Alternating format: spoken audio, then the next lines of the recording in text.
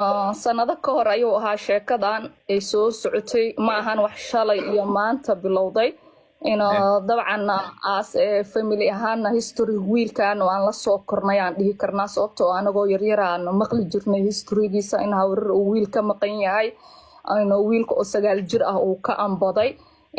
wixii sanado badan ay ka soo wareegato waqtiga uu isguraba 4 sano ugu dambeysay baadi goobka wiilkan aad ay u bilowday maamada 2021 aan xasuustaa waraysi si wada jir ah aan u wada siinay aniyo maamada Dalsan TV waxaan ku faahfaahinay dhammaan xogta wiilka halka uu ku dhumay waqtiga uu ahaa iyo situationa badan waxaan rajaynayaa dad badan oo kamid ah in ay soo daawadeen warbixintaas hadaan soo koobo maamada wiilka waxa uu ka dhumay asoo 9 jir ah the reason uu uga dhumana wuxuu ahaa xiligaasi waxa lagu jiray xili dagaalo ah barabaleemyo badan ah wadanka ka jiray wiilkana waxa uu joogay meel oo hay'adaha barakacyaasha dadka iyo dadka masaakiinta caawiya soo caaya uu marmar aadi jiray marka wuxuu dhahay maadaama qabiilada qaar bartilmaameed si gaar ah qabiilkaas yantaarta aada loo bartilmaameedsanayay dad badan oo ehelkeenaha dagaaladii lagu dilay dabcan wiilkana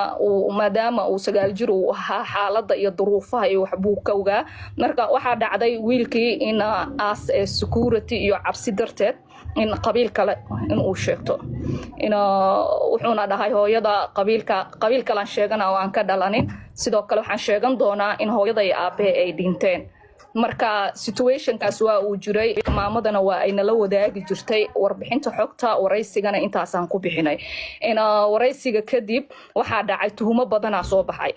tuhumka ugu badanna waxa uu yimid gabar uu abti u yahay la xiriirtay maalmaha kamid ah social media ku jiro waxay rabtay inay isku sheegto wax badan ay u sharaxdo markay informationkii ay u bilowday baloogu saaray as farxiya ahaan aniga since 2021 dad badan oo caan ah oo social media caan ha ka noqdaan ama wariyaal ah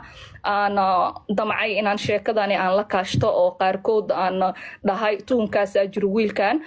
tuhunka kalena oo imaaday marka laga soo gudbo baloogaas uu saarana waxay ahayd isku ekaasho family inuu jiro gabadha abaaya oo xalay idinla hadlaysay ilmaha ay dhashay most